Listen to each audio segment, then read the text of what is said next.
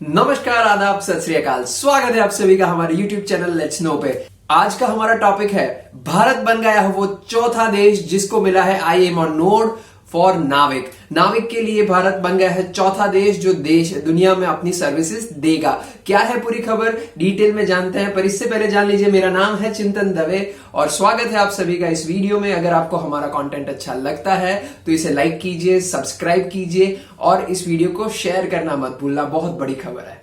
तो चलिए शुरू करते हैं आज का वीडियो। तो यहां पे सबसे पहले जानते हैं कि फुल फॉर्म्स क्या है। IRNSS का फुल फॉर्म क्या है, नाविक का फुल फॉर्म क्या है, यहाँ पे IMO का फुल फॉर्म क्या है, WWRNS का फुल फॉर्म क्या है, ताकि आपको समझने में इजी रहे।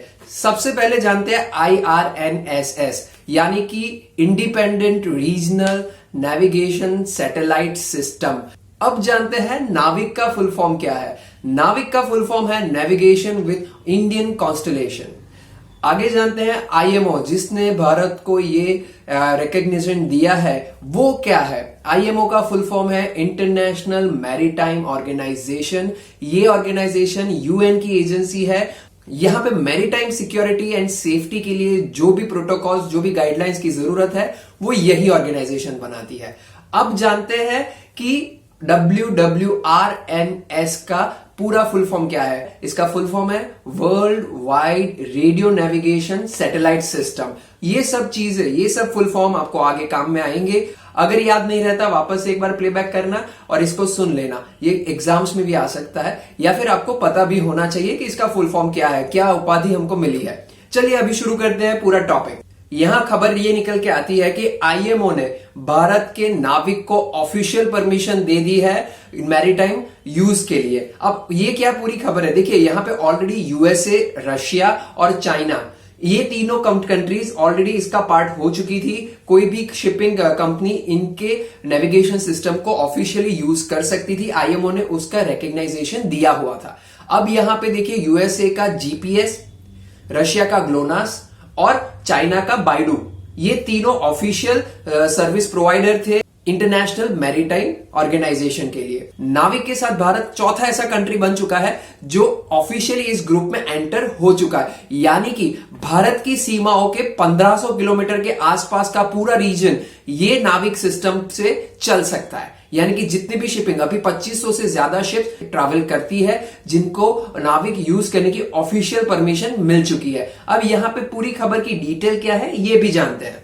अब एक और चीज जान लेते हैं, बहुत से लोगों को ये कंफ्यूजन रहता है कि IRNSS और नाविक में क्या डिफरेंस है। देखो कोई डिफरेंस नहीं है, दोनों एक ही है। अगर आपने मंगलयान मूवी देखा है तो आपको पता होगा कि विद्या बालन जो कैरेक्टर प्ले कर रही थी वो कैरेक्टर एक बार बोलता है कि ये मिशन का नाम हम मॉम रखते हैं, मार्स ऑर्बिटर मिशन। पर जैसे ही वो मिशन लॉन्च करने के लिए तैयार होता है तब इसरो के डायरेक्टर वहां पे नाम चेंज करके क्या रखते हैं, चंद्रयान।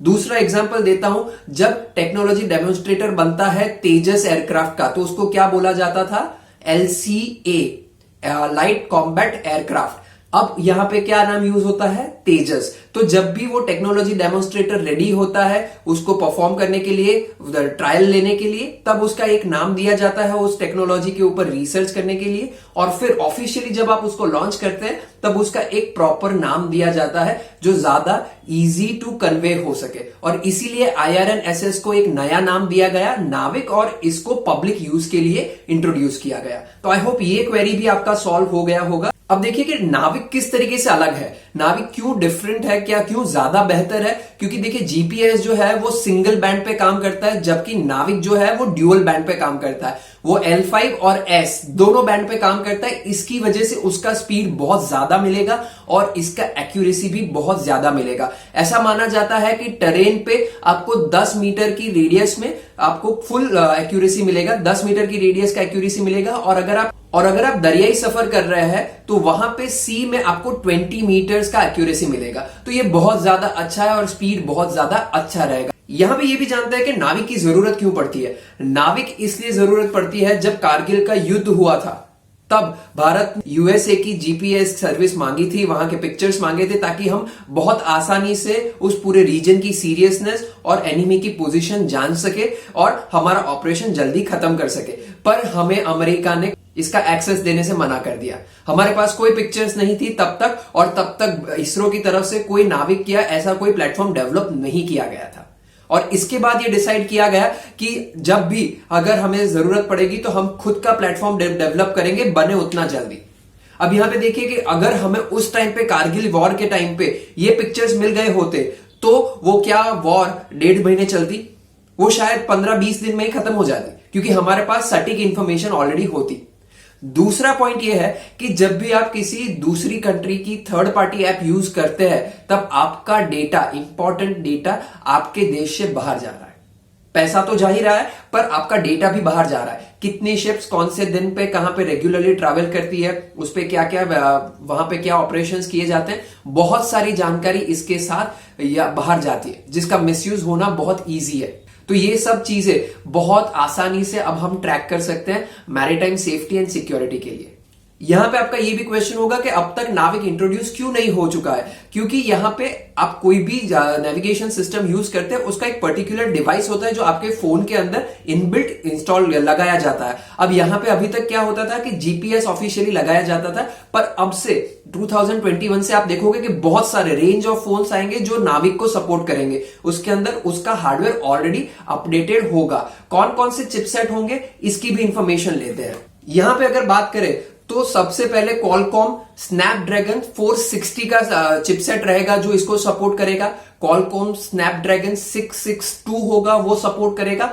इसके बाद क्वालकॉम स्नैपड्रैगन 720G 765 और 865 इसको सपोर्ट करेगा। तो ये सारे चिपसेट होंगे जो इनिशियली आपको इंट्रोड्यूस किए जाएंगे नाविक के साथ, और आप इसका सर्विस यूज कर सकते। लगभग 2021 के फर्स्ट क्वार्टर के अंदर आपको ये फोन्स देखना स्टार्ट हो जाएगा। तो अगर आपको ये वीडियो अच्छा लगता है, अगर आपको ये इन्फॉर्मेशन अच्छा लगता है, इसको एक थम्स अप दे देना और इसको सब्सक्राइब करना मत भूलना। हो सके तो इसको शेयर करना, हमारे लिए बहुत प्राउड की बात है, तो सबको ये बात पता होनी चाहिए। तो आज के लिए बस इतना ही। आशा करता हूं आपको वीडियो अच्छा लगा होगा। मिलते हैं ऐसे ही इंटरेस्टिंग टॉपिक के साथ, तब तक के लिए शुक्रिया।